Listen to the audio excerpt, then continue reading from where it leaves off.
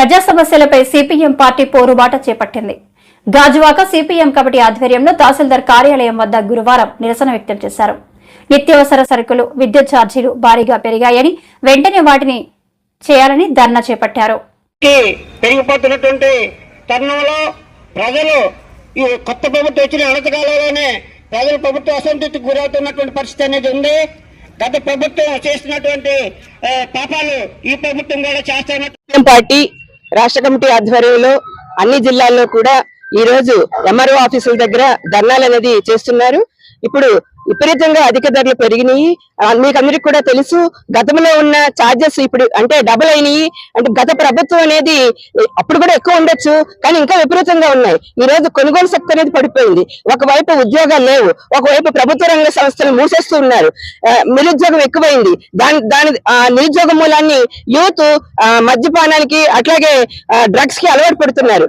ఖచ్చితంగా ఇప్పుడు మహిళలు కూడా చాలా అంటే రక్తహీనత ఎక్కువ అవుతుంది. ఎందుకు అవుతుందంటే వాళ్ళు ఇన్ని క్యాలరీస్ తినడానికి కొనుగోలు శక్తి ఉండాలి. మగవాళ్ళకేమో ఉద్యోగాలు లేవు.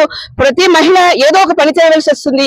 ఆ వచ్చింది ఏదో ఇంట్లో పిల్లలు పెడుతున్నారు, వాళ్ళు తినడం అనేది తగ్గిపోతుంది. కానీ ఈ రోజు మహిళల మూలాన్ని అసెంబ్లీలో కానీ పార్లమెంట్ లో కానీ ఈ రోజు ప్రజాప్రతినిధులు పాలిస్తున్నారు. అలాంటి మహిళలు తినవలసింది ఇప్పుడు వాళ్ళు కొంత అంటే మంచి ఫుడ్ తినాలి. అది కూడా ఆకుకూరలు కూడా ఒక 2-3 కట్టలు 20 రూపాయలు అంటే ఏం తింటారండి అసలు? అంటే ఎవరు నియంత్రించాలి? ప్రజలు నియంత్రించాలా? ఈ ధరల్ని ప్రభుత్వం నియంత్రించాలి. నియంత్రిస్తేనే ప్రజలు క్షేమంగా ఉండగలరు. అందులో పూర్తిగా కుటుంబానికి మూల కారణమైన మహిళ ఖచ్చితంగా ఆరోగ్యంగా ఉండాలి అంటే ఈ ధరలు నియంత్రించాలి. కొనుగోలు శక్తి పెరిగేటట్టు చూడాలి. ఒకవైపు కరెంట్ ఛార్జీలు ఎప్పుడు పెంచుతున్నారు. ఎప్పుడో కాల్చిన కరెంట్ ఛార్జీలు ఈ రోజు ట్రూప్ ఛార్జీలను పెడుతున్నారు. గతంలో సీఎం గారు అన్నారు, వాళ్ళు వచ్చే ముందు అన్నారు చంద్రబాబు నాయుడు గారు, మీ కరెంట్ ఛార్జీలు పెంచమని చెప్పి. ఈ రోజు 100 రూపాయలు 200 అయిన బిల్లు 500 రూపాయలు అవుతుంది. అట్లాగే ఎట్లా కట్టుకుంటారు? అసలు తినడానికే కష్టం అవుతుంది.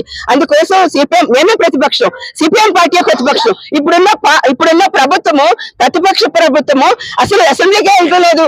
సిపిఎం పార్టీ ప్రతిపక్షము, మేమే వాళ్ళకి ఖచ్చితంగా ఇప్పుడున్న ప్రభుత్వానికి ధీటుగా మేము అనేక పోరాటాలు చేసి ఈ ధర తగ్గించడానికి, అలాగే ప్రభుత్వ రంగ సంస్థలు ప్రైవేటీకరణ కాకుండా ఉండటానికి చూస్తాం. అలాగే ఈరోజు స్టీల్ ప్లాంట్ అనేక మంది పనిచేస్తున్నారు. ఇక మీద ఏదైనా ధరలు అదుపు చేయాలని, అలాగే మద్యపానాన్ని కూడా అదుపు చేయాలి. అనేక షాపులు, గత షాపుల కన్నా 400 షాపులు పెట్టారు. అలాగే వాళ్ళ నిబంధనలకు వ్యతిరేకంగా స్కూల్ ఉన్నా, బడి ఉన్నా, అది దేవుడి గుడి ఉన్నా సరే వాళ్ళు దగ్గర పెడుతున్నారు. మేము ఫైట్ చేసి అవి ఖాళీ చేయించవలసి వస్తుంది. ప్రభుత్వం ఎక్కడుంది? ప్రతిపక్షం ఎక్కడుంది? మేము ఇవన్నీ చేసే వరకు మేము డిమాండ్ చేస్తామని చెప్తూ, నిత్యావసర వస్తువులు చాలా విపరీతంగా పెరిగిపోయాయి. ఈరోజు మార్కెట్లో టమాటా 50 రూపాయలు, 50 రూపాయలే కాదు, 2 రోజులు పోతే 100 రూపాయలు. అలాగే ఒక రోజు 50 రూపాయలు ఉంటే 2 రోజులు 70 రూపాయలు. అలాగా మొత్తం మార్కెట్లో రేట్లు చాలా విపరీతంగా పెరిగిపోయాయి. నూనె ధర 115 రూపాయలు ఉన్నది. ఒక 2-3 రోజుల్లోని 150కి అయిపోయింది. అంటే ఈ ప్రభుత్వాలు ధరల్ని అరికట్టకుండా, కట్టుబాటు చేయకుండా ప్రభుత్వ అధికారులు, ప్రజాప్రతినిధులు దీన్ని ఒక రకంగా కోట్ల రూపాయలు సంపాదిస్తున్నారు. 2 రోజుల్లోని 4 రూపాయలు పెరిగిందంటే ఎవరైతే గొడౌన్స్ లో స్టాక్ ఉంటుందో వాళ్ళు కోటేశ్వరులు అయిపోతున్నారు. కానీ మరి విజిలెన్స్ అధికారులు ఏం చేస్తున్నారు? అలాగే సివిల్ సప్లై అధికారులు ఏం చేస్తున్నారు? మన ఇక్కడ ఎంఆర్ఓ ఆఫీసులో ఉన్న ఎంఆర్ఓ గారు తహసీల్దార్ ఏం చేస్తున్నారు? వీటి మీద అన్ని చర్య తీసుకోకుండా విపరీతంగా దానికి అజమాయిషి ఎవరు అంటే ఈ రోజు కందిపప్పు 200 రూపాయలు, మినపప్పు 200 రూపాయలు. అలాగే ప్రతి వస్తు ధర విపరీతంగా పెరిగిపోయింది. ఒక 500 రూపాయలు పట్టుకెళ్తే కనీసం ఒక 5-6 రకాలు కూడా కాయగూరలు రావట్లేదు. పేద ప్రజలు చాలా ఇబ్బంది పడుతున్నారు, చాలా బాధపడుతున్నారు. నేను అధికారం రాకముందు చంద్రబాబు నాయుడు ఈ జగన్మోహన్ రెడ్డి దుర్మార్గంగా వ్యవహరిస్తున్నాడు, ధరలు విపరీతం పెంచేస్తున్నాడు. నేను అధికారం వస్తే మొత్తం నిత్యావసర వస్తువులన్నీ కూడా కట్టుదిట్టం చేస్తాను, ధరలు తగ్గిస్తానని ఆ రోజు హామీ ఇవ్వడం జరిగింది. ఇప్పటికీ 100 రోజులు పైదాడి ప్రభుత్వం అధికారంలోకి వచ్చారు. అధికారం వచ్చింది ఎక్కడ కట్టుబడి ఉన్నాయి? ఇంకా విపరీతంగా జగన్మోహన్ అధికారంలో ఉన్నప్పుడు 115 రూపాయలు ఉండేది నూనె ధర, ఈరోజు 150 రూపాయలు. కందిపప్పు 160 రూపాయలు ఉండేది, 200 రూపాయలు అయిపోయింది. మినపప్పు 120 రూపాయలు ఉండేది, ఇప్పుడు 180 రూపాయలు అయిపోయింది. మరి ధరలు అదుపు చేయకుండా ఈ రోజు బ్లాక్ మార్కెట్ ఈ రోజు విస్తృతంగా చాలా దుర్మార్గంగా వ్యవహరిస్తుంది.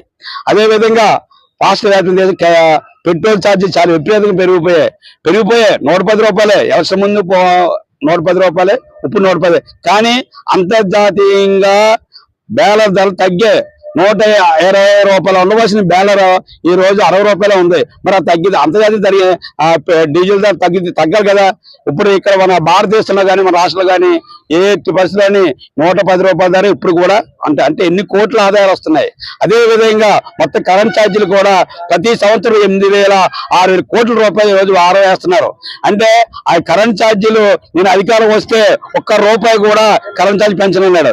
ఏదైతే జగన్మోహన్ రెడ్డి 2 ఛార్జీలని, 2 ఛార్జీలని, అలాగే అనేక రకాల ఒక 2 సంవత్సరాల క్రితం 3 సంవత్సరాల క్రితం వైర్లు వేశారంట. ఇలాంటి వైర్లు, పాడైపోయిన వైర్లు, వాటికి ఛార్జీలు కూడా ఇప్పుడు కరెంట్ బిల్లు వేస్తున్నారు. మొత్తం ఈ సమస్యల మీద పరిష్కరించాలి. అలాగే ఇక అధికారులు స్థానికంగా జోనల్ కమిషనర్ కానీ, ఎంఆర్ఓ గారు కానీ, ఆర్డీ గారు కానీ ఇమ్మీడియట్లీగా వాళ్ళు చెకింగ్ చేసి ఎవరైతే బ్లాక్ మార్కెట్ లో వాళ్ళు నిల్వ చేసి ఉన్న వాళ్ళని చర్య చేసుకుని చట్టపరంగా చర్య చేసుకుంటే కొంత మన చేతిలో ఉన్న కొంత బ్లాక్ మార్కెట్ అరికట్టగలుగుతాం. కాబట్టి భవిష్యత్తులో కూడా అధిక ధరల మీద అలాగే స్టీల్ పైన పేరుగా వ్యతిరేకంగా ఆందోళన చేస్తామని హెచ్చరిస్తున్నాం.